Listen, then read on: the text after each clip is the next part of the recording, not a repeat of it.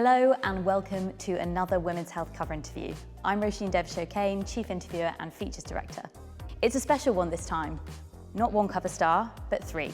3 dames, 3 Olympic champions, over 3 decades of making magic together at the very top of women's sport, and 7 gold medals between them. The word icon is overused, but dames Laura Kenny, Jessica Ennis-Hill and Denise Lewis are exactly that.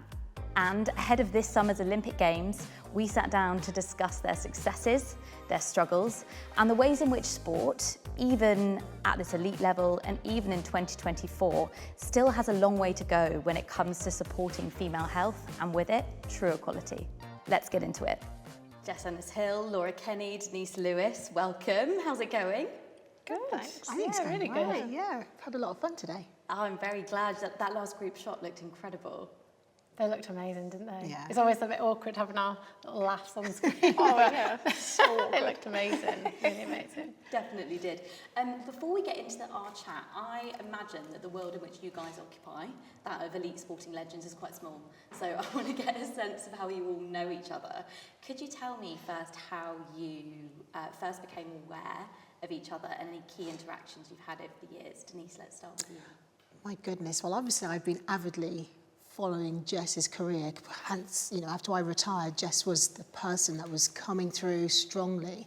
And so it's just been a real joy to see her go from sort of no one people would think was going to be so dominant for so long to just this incredible athlete.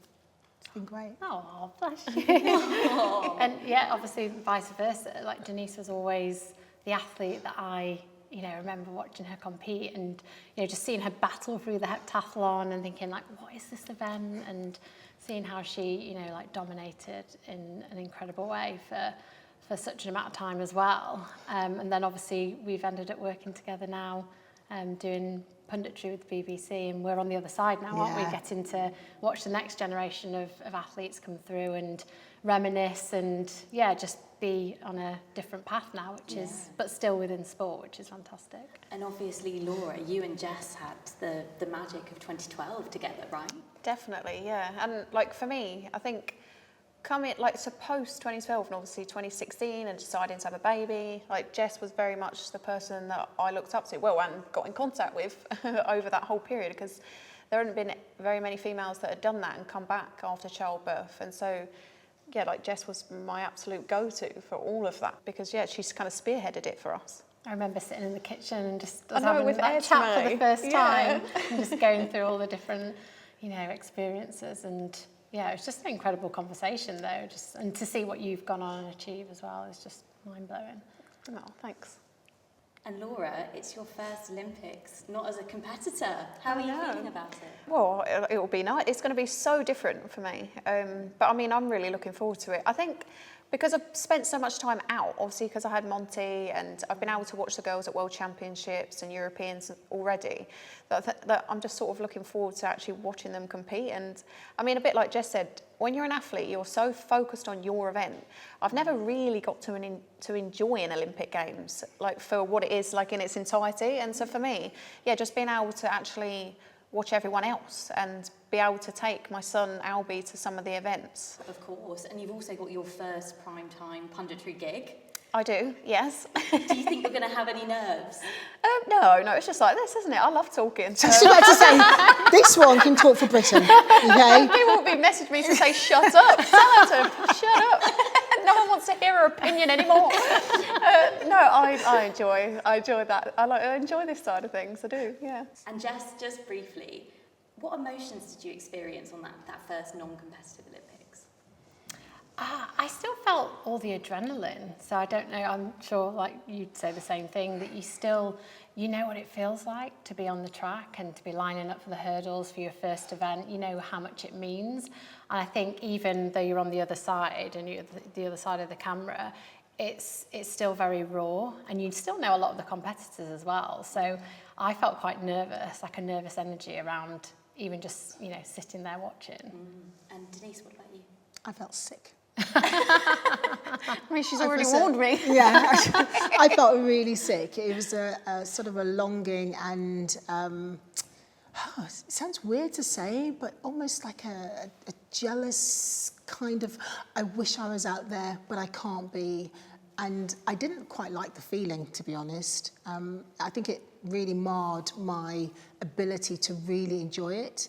And so I'm glad I've got sort of that experience out the way, parked it, to enjoy this 2012 and watching both of these women compete and the rest of Team GB.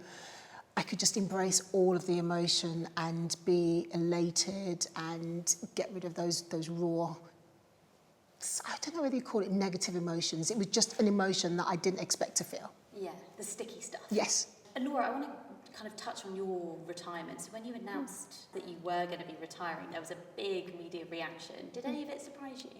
Oh yeah, like completely. I was totally blown away by the reaction they had. I don't know whether because it's obviously so close to the Olympics and people were shocked that I decided to pull the plug now.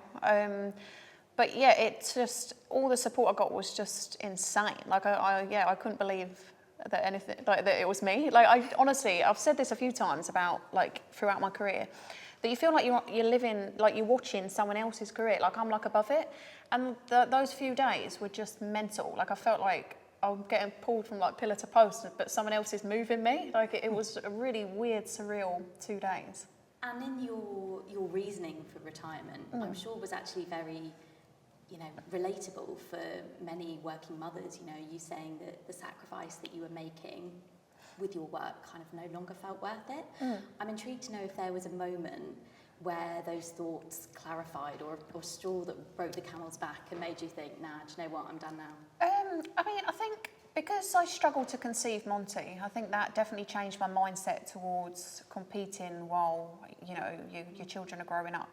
Because it does take, like to be an athlete, it's 24/7. It's not, I'll go and do a training session down at the track for 4 hours and then I come back to the kids and then it's done. Like it's not. Like I wake up and I think, how do my legs feel? And then what am I going to eat today? Should I be resting? Can I play with him? Like it's just a really different mindset when you're in it and you're fully in.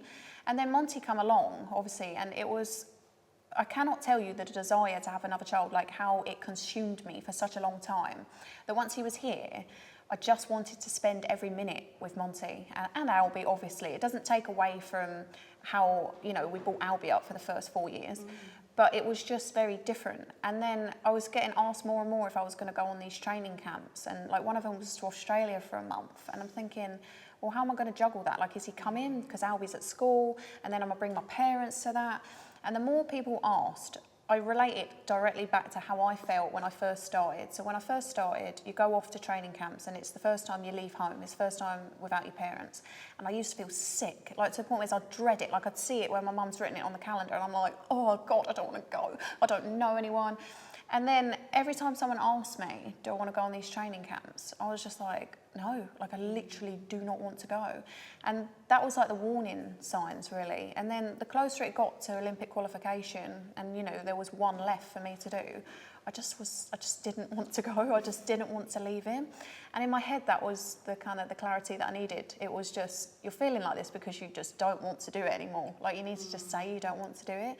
And actually, you know what, when I came out and said, you know what, I just don't want to do it. I just feel like the amount of people that were like, wow, like you can actually say you don't want to do something. It's okay to say you don't want to do something. It just almost felt brave to come out and say that and actually say, you know what, yeah, I am an elite athlete and yes, it is everything to me. But now in my life, there's other things that are far more important to me and it is okay to say, I don't want to do that part anymore. Absolutely. I was going to say, I think as an athlete, you are always in that mindset of you don't give up, you've got to keep going and pleasing, and you've got goals that you're constantly trying to tick. So I can completely relate. I felt the same, that I felt I didn't want to let people down and I have to keep doing it because this is what I do. And actually, I think that's such an important thing, to stand up and just say how you feel and how you're motivated and make the decision for yourself, because you are an athlete, but that's not like everything. It's not completely who you are, and obviously as soon as you have children, you're a mother first, aren't you? And that's the most important thing. Yeah. I think the same when I watched you retire after 2016, the pressure for you to do 17, because it was the World Championships, it was London, and everyone was like, oh, she's Why really wouldn't stepping she do away. it? She's stepping away, but you know, the power is stepping away on your own terms, isn't it? Oh, for sure. You know, and actually listening to that inner voice instead of feeling the pressure, which a lot of athletes do have. It makes it very challenging to be able to just park that and say, no, enough's enough. Yeah. And a big theme of this conversation is obviously about that grey area where elite sport and performance meets the realities of living in a female body. So our menstrual cycles, fertility, pregnancy, motherhood, all that stuff. Jess, this is now very much your area of expertise, not just personally, but professionally. Now, your pivot into femtech has been really interesting to watch with the launch of the Genis app. Is there any one issue within this kind of intersecting space of sport and female health that you really want to tackle? I think it's that grey area, and my whole journey into kind of understanding femtech and female bodies in a more in-depth way was sparked through having my own children, and also that feeling of, you know, you're an elite athlete who is supposed to understand their body and everything about their body to get the best out of yourself, yet you find yourself pregnant or you're going through these different phases and you actually realise that I don't know enough about my body and the people around me don't necessarily have enough information to help me either. My small team had to go and do courses and research all different elements of how to bring me back after pregnancy, because I still think there's this grey area with understanding female bodies better and female athletes. You know, we are very, very different. We go through different periods and cycles and hormones, and I think we need to be able to understand them better, whether that's through, you know, putting more money into investing and funding and research, because it affects us in so many different ways, not only when we're in sport, but also when we come out of sport in retirement as well. Do you think people, maybe female athletes, feel like they're making a fuss if they say, oh, my periods have changed? Yeah, I think so. I think so as well. I think that you often just see it as a negative. And I think actually your menstrual cycle and your hormones just give a bigger context to your training anyway. You know, you would look at your nutrition, you would look at your psychology. It's just one more like biomarker that you would kind of want to understand to help you. I just think with women's sport it constantly keeps evolving, and you know, you firstly you're fighting for the right to be, the right to play, the right to be respected, be a professional in your own right, and then you add all these layers that have been previously overlooked because we never talked about periods and menstrual cycle back in the day, and you move the dial. Every generation is moving the dial forward and better for the next. And I think this whole conversation really is about information, research, as you said, but really athletes taking a grip of their own bodies and their own careers and asking the real prevalent questions about how do I bring the whole self to my sport and how can I maximise just what I've got, basically. And I'm hoping it's only going to get better as we move forward. Yeah. I mean, I think it's a lack of education on like everyone's part. I don't think the coaches understand enough. I don't think us as athletes have necessarily understood enough. And with like lack of education comes like you don't know what the reaction is going to be when you say it. Like, because I remember just being really open, and I was one of the only people really at the time to actually go to my coach and be like, oh, I'm on my period. And I was young and it just came out. And then I feel like he was shocked because nobody had ever said it. And I mean, these coaches have worked with athletes forever, you know, like female athletes. And I was a bit like, oh, okay, like, but I just told you because you're important and I feel like I should tell you. And my body is my tool. Exactly, yeah. And so I feel like it's lack of education on like everyone's part, really. And I feel like that's what we're trying to do, you know, that's what I feel is the talking point. Everyone needs to understand a lot more about us as female athletes. And going back to your point, Jess, about, you know, the interaction that you guys had, you were saying that lots of the advice on pregnancy and birth and building yourself back up isn't coming from the top. It's maybe not coming from coaches and federations. It's coming from WhatsApps and kitchen table conversations between women like yourselves. That's not really good enough, is it? Yeah, so from my experience, nothing came from the top. You know, no one came to me and said, well, this is like the kind of, I don't know, package or how we're going to support you and we're going to help you with, you know, these different programs. I don't know, just any kind of support. It was my small team and speaking to friends and people who had been through similar situations, and we all had to, like you say, educate ourselves and understand, you know, how's my body going to change? How is it going to change for me in this event compared to another sport? And how do I come back strong? And I owe a lot of it to people around me, like that small team, and having those conversations like we did, because it's not really, it's still like a bit of a grey area where you just have to find your own way through. And I think there's so many learnings that you can take from a range of different sportswomen, from different sports, different countries, how they do it in very different ways, and we can all come together and, you know, find a route that works for us, so more women can feel that they can have their babies in their career, because I mean it's the most rewarding thing, isn't it, having your children part of your journey. But it's changed. It has changed even from when you were competing. There is a playbook now, you know, maternity playbook, where athletes can access information, and it varies from sport to sport. I know women in rugby that have had children where they have had the whole setup, you know, coach, physio, all the support staff really immersed in that journey and working it out. But it's that planning for success. And so you need the team to be involved in order for you, the individual, the athlete, to come back safely and successfully. And it is changing. I think more federations are getting on board, and that is a plus. Absolutely. And like we said, everything is moving in the right direction.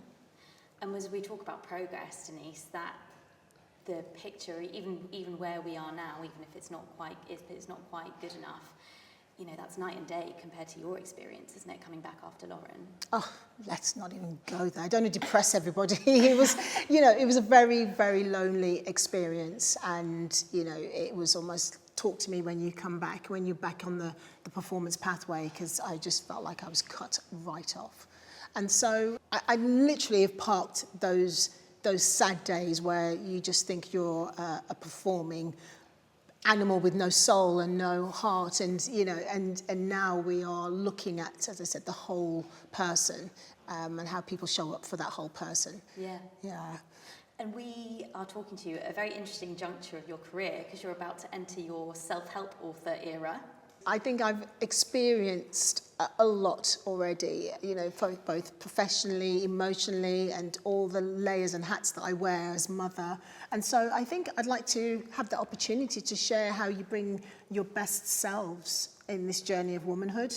I think none of us are the same in our 20s and 30s, but how do you keep showing up for yourself so you can keep delivering your energy for all of the roles that I think women do play? Whether you're a mother or not, you're in an environment, you're in different communities, and sometimes it's not easy. I don't think the journey for women is always easy. I mean, not only talking about our hormonally, the changes we experience through our lives, but, you know, mostly we can be at the bottom of that rung in terms of self-care and understanding how we feel happier in the roles that we play. And was there an experience in which you feel like you really forged that core of steel that's seen you through the highs and lows, and that mental agility, which I believe is a focus? I think there have been many opportunities or scenarios where I've thought, okay, I need to steady my own ship here because no one else is going to do it for me. I think that competitive high that you get, and brutally in sport, the next cycle you can just be flat on your face and absolutely written off. And I think having to deal with that range of emotions makes you realise that you have to have this steely, central, core values and inner determination just to navigate life, really. Absolutely. And you talk about that period coming back off the high of Sydney. You talk about it being one of the loneliest of your life. What made it so specifically? It wasn't the journey immediately post the Olympics. It was the aftermath of, you know, the celebrations, obviously the accolade, and I think, you know, the next few years being a real struggle, because no one does prepare you for that elevation of, I guess, being property of everybody, you know, the country, and how you kind of steady yourself to the next phase where, you know, you're facing injuries, you've got setbacks. You know, at the time, you know, I parted ways from my coach, so I was very much on my own and having to search for the next evolution of who I was going to be. And I think it was all of that really that kind of sparked me to think, okay, how can I help the next person feel better about themselves and not have to go through some of the pitfalls I experienced. Yeah, absolutely. And it's so important that you are doing that work and shining a light on the harder stuff, as you all are, including yourself, Laura. You know, recently you've had your own really tough period recently, haven't you? And you were open about the fact that you suffered with a miscarriage and then just mere months later an ectopic pregnancy. Why did you decide to tell the world about that? I just feel like we have a platform, and as much as for the majority it's the happy, it's the sporting times, we have a platform to help other people. And I felt incredibly lonely and I felt incredibly lost. I didn't really know where to turn to. And it's not until that something like that happens to you that you actually realise it's happened to loads of people. But until you voice it, no one tells you. Like, I mean, this goes back to the whole period and it just being like a fad and, you know, we just have to pretend it's not there. But having a miscarriage is the same. Like, it's this subject that nobody ever says because it's a failure. It seemed to be a failure because, you know, us as women, we should be able to have children and it should be okay. And I just didn't know what to do. I didn't know where to turn to. And the most obvious thing to do, obviously, was speak to my mum. And once I told my mum turned around and said to me that she too had a miscarriage. And I was like, why has it taken me to go through this heartbreak for you to share that story? If you just had told me before that, I wouldn't be feeling half as lost and lonely as I am. And so I just thought, when I'm okay with it and when, you know, I'm ready and able to speak about it, because it was a sad period and it did take me, well, it happened in the November and it took me till the April to actually be able to come out and speak about it. And when I was okay with how I was feeling, I thought I'll use my platform, because if I can just stop a few people feeling as lonely and as lost as I did, then that's why I wanted to come out and speak about it. And again, the same reaction happened. Like, so I came out and the amount of people that come at me and said about, you know, they've been through the same situation and, you know, they've got their happy endings. Because also I chose to do it before my happy ending, because I didn't want to paint this, yes, it's okay picture, because ultimately it might not have been okay. And there'll be lots of people that it hasn't been okay for. And so I didn't want to paint this because it's not like that. Life isn't like that. It's not all these happy gold medals. Like, life is hard at times. And if you continue to paint this happy picture on social media, that's what everyone thinks it is. So I wanted to come out and do it at a time that I could talk about it, whereas I didn't necessarily have my happy ending. And yeah, it was insane. It was thousands of people that had also been through the same situation as me. And you will have done a real service to so many of those people by opening up about that. And was there an element of it as well? Was there an extra frustration given that your job is all about getting your body to do what you want it to do on the track, and then in this scenario, it just wasn't happening? Yeah, and I think, like, so us as athletes, you are a bit robotic in the way, you know, you wake up, you train, you go and perform, and then you go back to bed and the day's done. And so it's almost worse, the fact that something that you control on a day-to-day all of a sudden was totally out of my control, and it wasn't a feeling that I was ever used to. Made even like worse, I guess, by the fact that I went on to compete. The only thing that made me feel normal was riding a bike and training.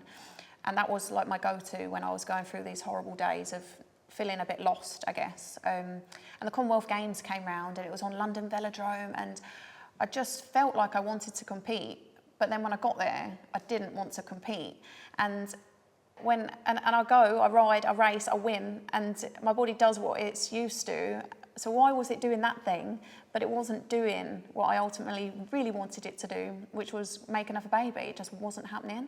And so in my head, I had these two really horribly conflicting, it's giving me gold medals, but it's not giving me the desire for another child. Like, it was so yin and yang. And it was really hard to deal with. It was a horrible 18 months. I can only imagine. And just thank you for being so candid about that. And again, as you say, speaking out about things when it's not all tied up in a bow, that would have been really helpful for people. Yeah. Now, all of you in your own ways have taken a sledgehammer and broken down barriers within women's sport, but sport is also one of those things that has real power to break down barriers in society more generally. Again, briefly, if I may, if you have the ear of whoever is going to be the Minister for Sport later this year, and you could feed them one policy idea or one thing that you think will really help them leverage the power of sport for social good, what would it be? Denise, we'll start with you again. I think I'd like to see, for me personally, see PE as one of the core sports. We are having more children falling across to the obesity side. They haven't got the physical literacy that they ought to have when they leave primary school into secondary school. So I would love to see more policy in and around PE activity and school sports. Yeah, making that a key subject. Yeah. And Laura, what about you? Briefly. For me, it's probably not, it's not a policy as such, but you know when we had London 2012 and the whole nation got behind us and it brought so many people together. I was lucky that I could go out and watch other events and everyone was talking to everyone on the tube, and all the games makers, they're all like cheering and talking to everyone. It brought everyone together. So whoever it is that is making these decisions, they need to go back to how they felt then and remember that sport is for everyone. So whatever the decision is that they make or whatever policies they put in place, you've got to get that feeling behind it. Because the only way that you can keep these policies in and keep pushing sport as a positive is if everyone's behind it. So just when they're making these key decisions, to just remember how everyone felt at London 2012. Yeah, great point. Jess, what about I you? think that sport has the power to change so many people's lives, and not just from a perspective of, yes, you can become a professional sports person and win medals. I think if we, going back to what Denise said, if we educate kids and we get them to enjoy sport for not just the way they look doing exercise, but the actual enjoyment of it, you know, you teach all these amazing qualities to children about discipline and focus and dealing with failures. And then if you don't continue with sport, you take those into your later life, and that, you know, can have a massive advantage to you. So I think just teaching all these key values around sport and teaching sport properly from the start of your journey, I think is imperative and has a knock-on effect to the whole of society. Absolutely.